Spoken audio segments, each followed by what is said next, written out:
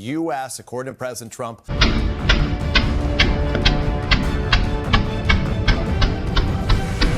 फिलहाल हर जगह तुम्हें एक ही नाम सुनाई दे रहा होगा, ट्रंप ट्रंप ट्रंप।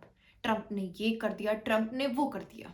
हाल ही में ट्रंप ने कुछ ऐसे फैसले लिए हैं जिसने दुनिया को एक ऐसी कगार पे लाके खड़ा कर दिया है, क्या सही है क्या गलत है इसमें फर्क कर पाना भी बहुत मुश्किल हो गया है।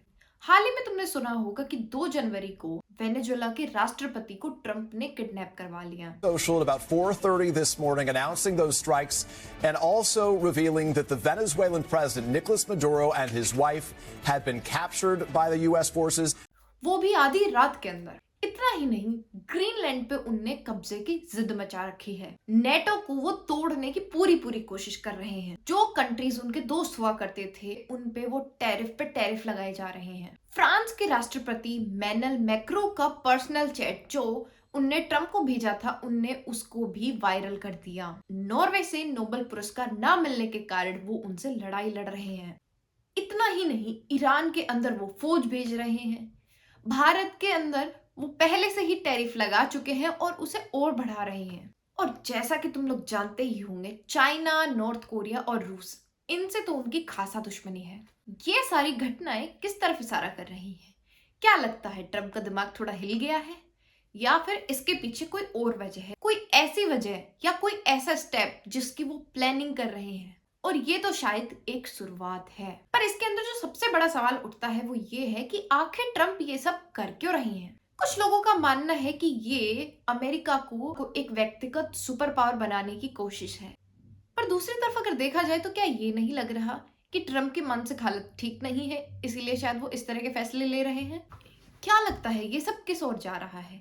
तीसरे वर्ल्ड वॉर की तरफ? कुछ भी कहा नहीं जा सकता है। ये तो इतिहास गवाह है कि एक इंसान की सनक ही विश्व युद्ध करवाती है। क्या लगता है इतिहास अपने आप को फिर से दोहरा रहा है?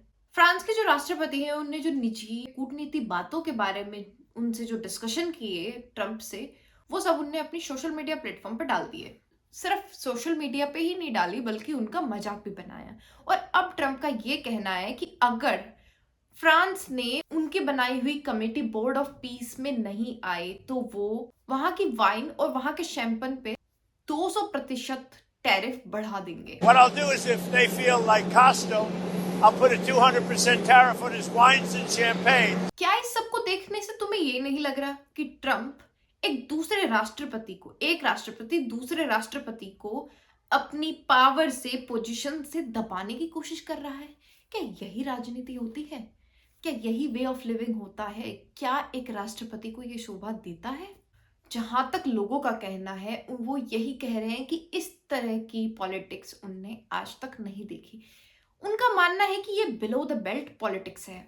और तो और ये जो लीक करने वाली पॉलिटिक्स है, इसने दुनिया के सभी नेताओं के बीच में डर का माहौल डाल दिया है कि पता नहीं कौन सी बात हम किससे करें और वो हमारी वीडियो बन के, रिकॉर्डिंग बन के या चैट रिलीज कर दी जाए।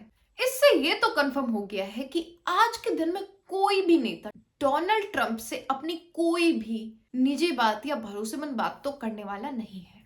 उसको ये डर होगा कि जो बातें वो कॉन्फिडेंशियली डोनाल्ड ट्रंप के साथ में कर रहा होगा, क्या पता कल वही न्यूज की हेडलाइन बन के सामने आ जाए। और नोबेल पीस प्राइज के पीछे तो डोनाल्ड ट्रंप ऐसे हाथ धो के पड़े हैं कि पिछली साल से ही ये सुनने में आ रहा है कि मैंने ये वॉर रुकवा दी, मैंने वो वॉर रुकवा दी। और जहां तक कि इंडिया पे भी जो टैरिफ उन्होंने लगाए हैं वो वॉर के ऊपर लगाए हैं। उनका मानना था कि पाकिस्तान और इंडिया के बीच में जो वॉर चल रही थी उनको डोनाल्ड ट्रंप ने रुकवाया है। जब इंडिया ने ये मानने से मना कर दिया और उनको नोबेल पीस पुरस्कार नहीं दिया, वो इसी बात का गुस्सा लेके टैरिफ पे टैरिफ लगाने लग गए। और ये जान के आपको बहुत बड़ी हैरानी होगी कि वेनेजुएला के जिस राष्ट्रपति को उन्होंने उठाया है वहीं के अब नई प्रेसिडेंट बनी है, उन्होंने डोनाल्ड ट्रंप को पीस पुरस्कार दे भी दिया है। बट इस बात पे भी गौर करना चाहिए कि डोनाल्ड ट्रंप को जो ग्रीनलैंड को हथियाने का जो जुनून है वो एक बहुत ही क्रूशियल मोमेंट पे आ गया है।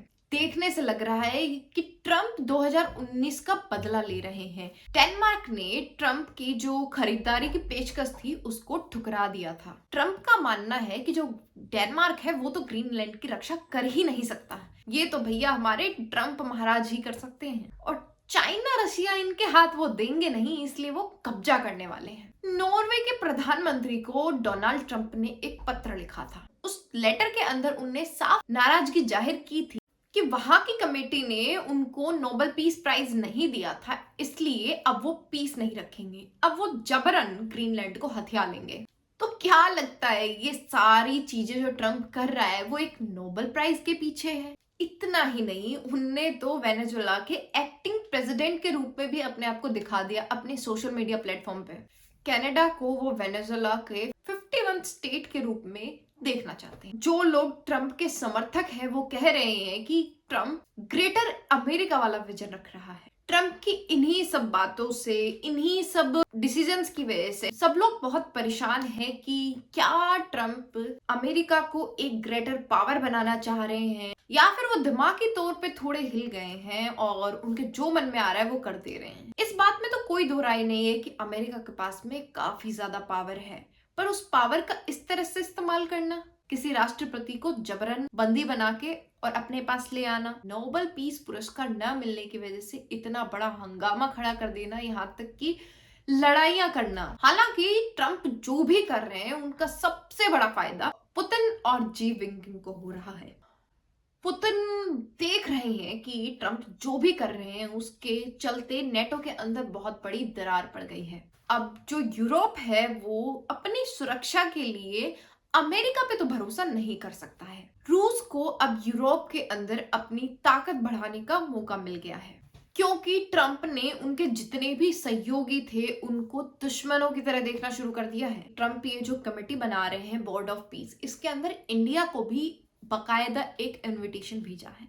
अब देखना ये है कि सारे देश मिलके ट्रंप को किस तरह से कंट्रोल करते हैं।